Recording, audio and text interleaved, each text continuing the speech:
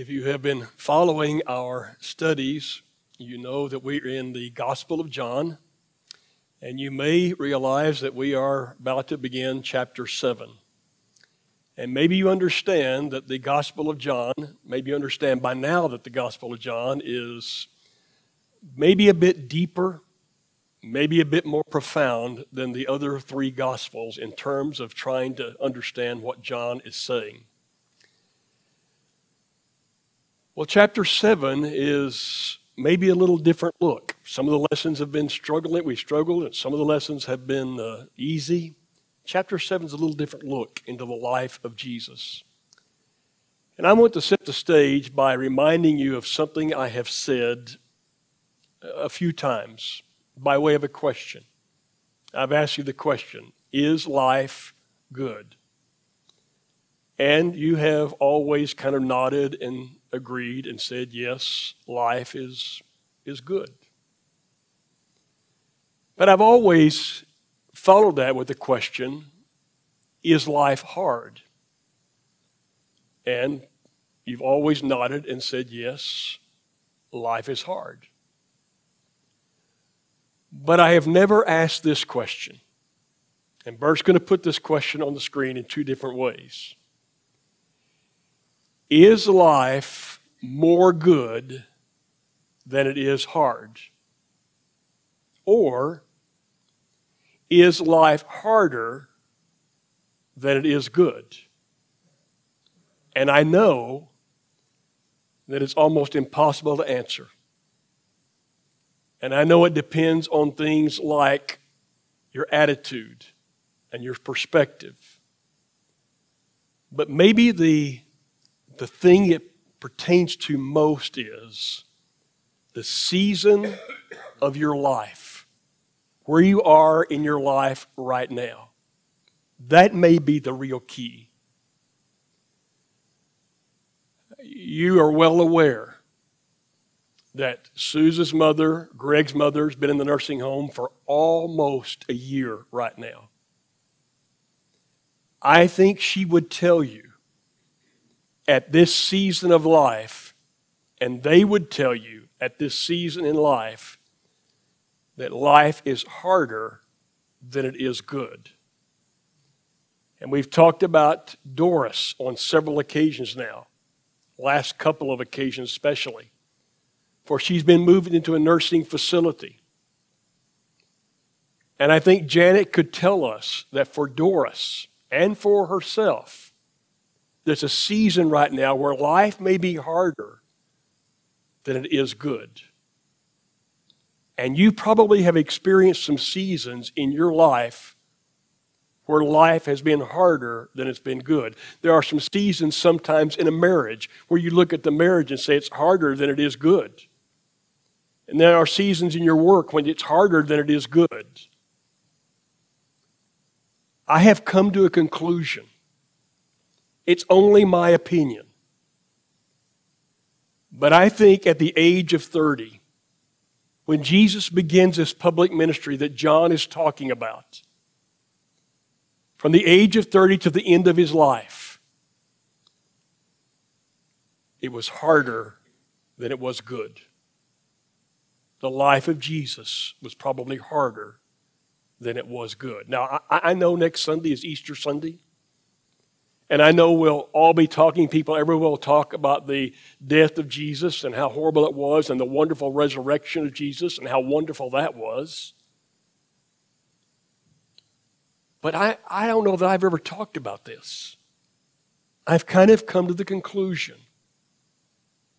that from the age of 30 to the end of his life, life was harder than it was good because of that season.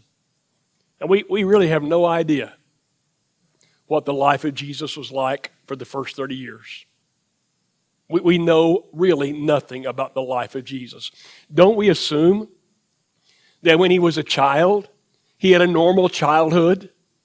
And if we talk about normal childhoods, we can expect then that he would have been playing with his younger brothers and sisters, and that he would have been out in the streets of Nazareth, and he would have been playing and doing all the things that children do.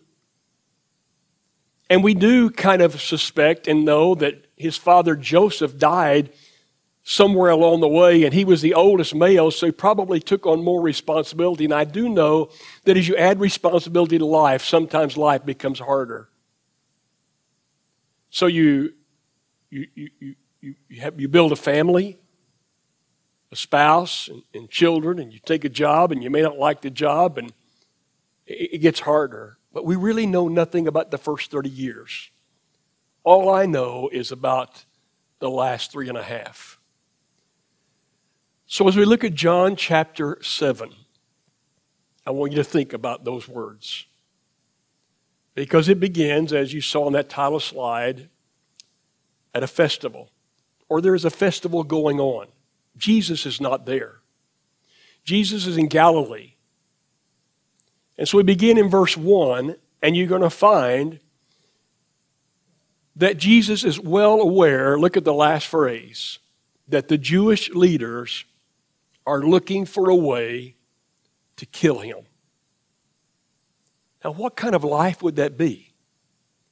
For 3.5 years, if you know that there's a group of people out there and they're always looking, they're always trying to find you, they're always trying to trick you or trap you so that they can kill you. Maybe no one here has ever had that happen to them. I've had that happen once, and you know that story, where someone literally wanted to kill me, apparently. Spent a long time in jail because of it. But it makes you very sensitive. It makes you very aware. That's the way Jesus lived. And now he's in Galilee, but his brothers are around him. Not his apostles, not his disciples, his brothers. And his brothers are going to begin to talk to him like this. Jesus, if you want to become a public figure, why don't you go down to Jerusalem? That's the Feast of the Tabernacle, and all these people are there. And if you want to become a public figure, why don't you go down there and do some of these signs that you do? But look at this last phrase in their statement. Even his own brothers did not believe in him. Now, you kind of see what's going on there? His own family members, his own brothers. I think they're being sarcastic. I think they're being ugly toward him. If you want to be a big shot, that's my words. If you want to be a big shot, Jesus, why don't you go down to Jerusalem and do one of these miracles that you do? But they didn't believe in him. And I wonder if life gets harder than it is good when in your own family you have turmoil. And when your own family, people don't believe in you. And in your own family, people are arguing. And when your own family, people are saying ugly things toward you. And his brothers will go ahead and leave, but not before Jesus tells them this. So look at the next statement. The world cannot hate you, but it hates me because I testify that the works it does are evil. I tell them the truth, in one translation. This is a reality for Jesus' life. Yes, his brothers right now, later they'll be different, but right now they're sarcastic. They're ugly toward him. The Jewish leaders are wanting to kill him. And now he knows, and he says, the world doesn't like me because I tell them the truth. I tell them what they do is evil. In fact, they hate me.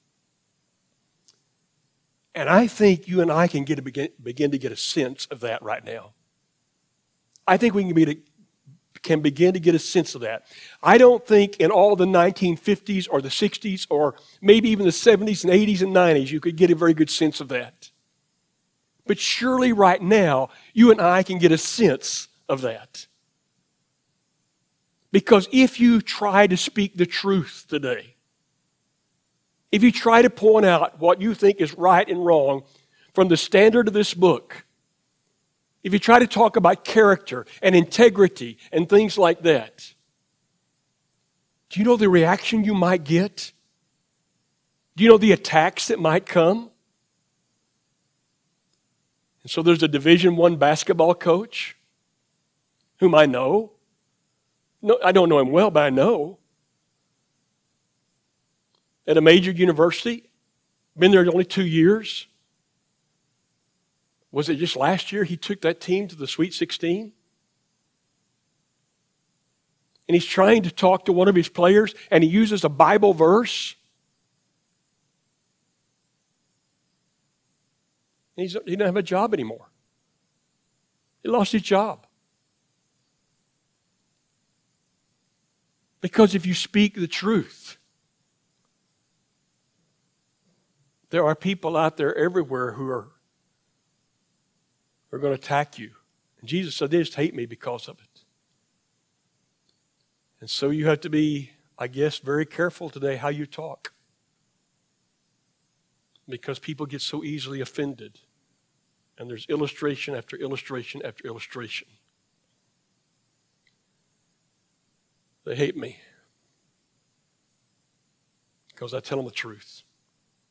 I kind of feel like life was harder for Jesus than it was good during this time.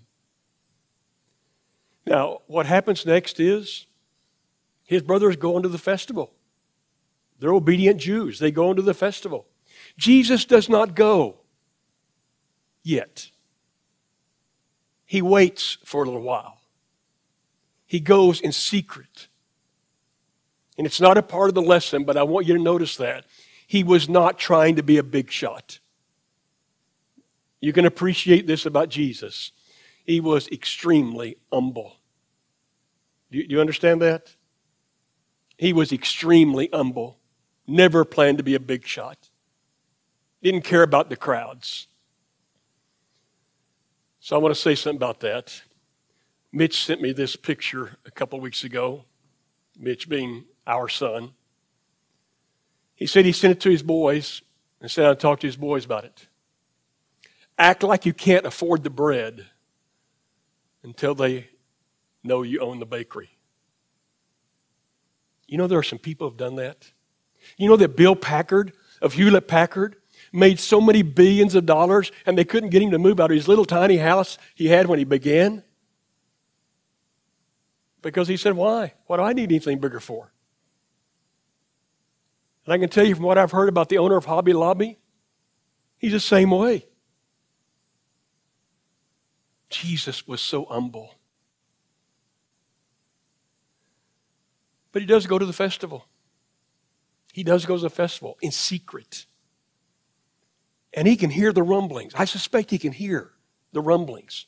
People are wondering, is Jesus here? Is he coming? What does he look like? And some people are despising him, but some people think he's a good person. But look at this verse. They won't say anything. They won't speak up for him because they're afraid of the leaders. They're afraid of what's going to happen. I know that feeling too. Sometimes you're afraid to speak because of what the reaction you might get.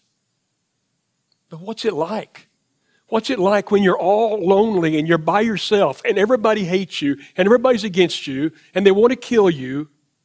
And there are some people out here who could say something, but they just won't speak up because they're afraid. And what's that quote? By Edmund Burke.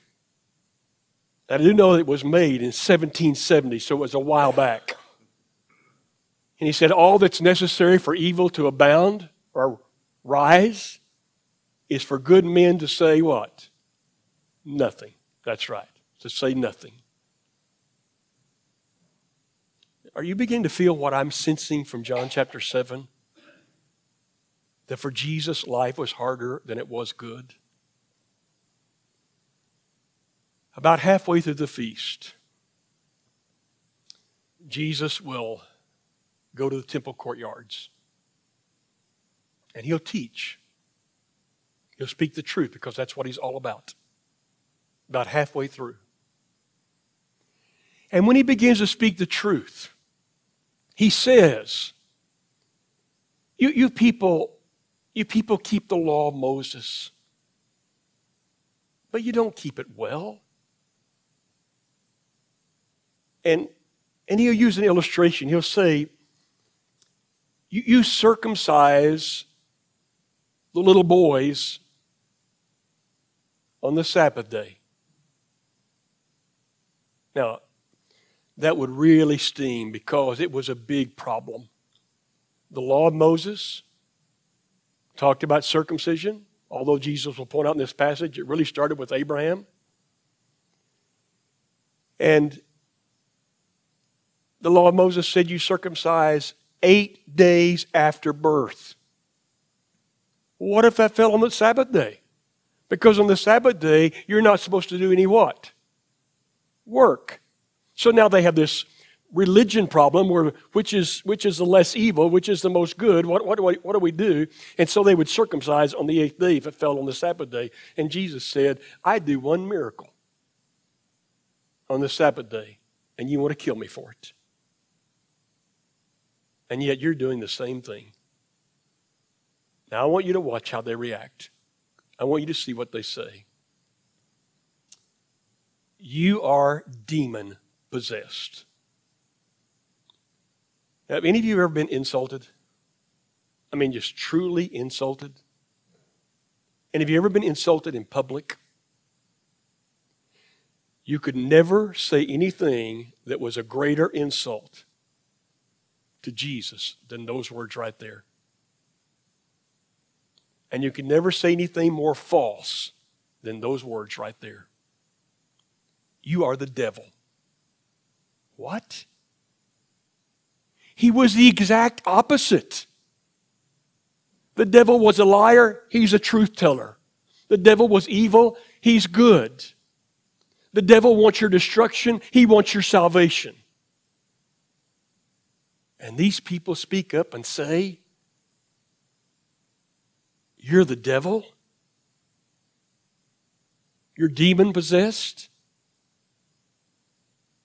I'm of the opinion this morning, and I don't think it'd be easy to change my opinion, that when Jesus stepped out at the Jordan River and was baptized and started his public ministry, he knew not just the cross, but life would never be the same again. Life would be harder than it was good. Now I'll tell you this. I think that you and I too have seasons of life where life is harder than it is good. And when you have that, the result is you get really discouraged. You get really discouraged. Or you're susceptible to getting really discouraged. Everybody kind of know that? Have you felt that? And when you get discouraged, you want to quit. When you get discouraged, you want to run away. When you get discouraged, you want to be by yourself. And many other things. So I'm going to have this last word here. And the last word is, there needs to be more encouragement going around right now. And we need to be encouragers. And I know that some are more gifted at it than others. But all of us can do some. In fact, as I have said so many times, part of the reason why we assemble today is that we may spur one another on. Because some people come and they can hardly go. And there's some of people may come and they may be wishing as they drive in the parking lot they weren't coming. They're so discouraged. And there are maybe people who are listening today who didn't come because they didn't want to see anyone, because they're discouraged. And we have a responsibility to pick people up. We have a responsibility to say good things to people about them. We have a responsibility to smile and not add to their weight and burden of life. We may have a responsibility to help in ways that we can help. There are a lot of things involved in encouragement. But let me tell you, churches aren't police stations. Churches aren't places to beat people up. Churches are places where people get encouraged and they want to keep going. And Jesus needed some of that. He needed some people who would say, Jesus, thank you. Thank you for being willing to live where life is harder than it is good for our sake. And thank you for answering the call of the Father in heaven, because you're doing all this because He asked you to do it for our sake. Jesus, is there some way we can help you? And hidden in the stories of Scripture, there were people.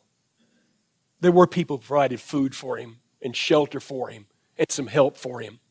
We know that. And there were a few people, not the masses, but there were a few who might have said to him, thank you. And while we encourage one another, we are saying this morning, thank you, as we take the Lord's Supper. We are saying thank you for your death on the cross, for being willing to go through that. But I want to say this morning, thank you for 3.5 years of living where people are trying to kill you and living where your own families mock you and living where the world hates you because you tell them the truth and where people won't speak up for you and where people call you ugly names like demon-possessed. Thank you for going through all that we might be together this morning as saved people, kingdom people, as I call it.